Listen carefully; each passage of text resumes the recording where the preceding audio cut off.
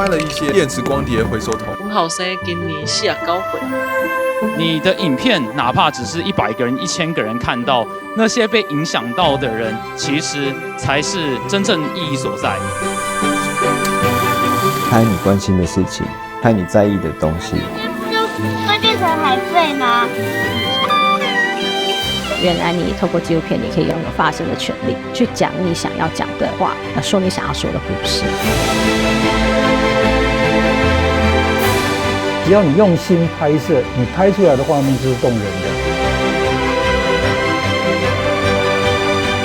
你不管做什么样的题材，你就是要去到那个现场，把你的脚踩进土地里面，去好好看看土地里面发生什么事情。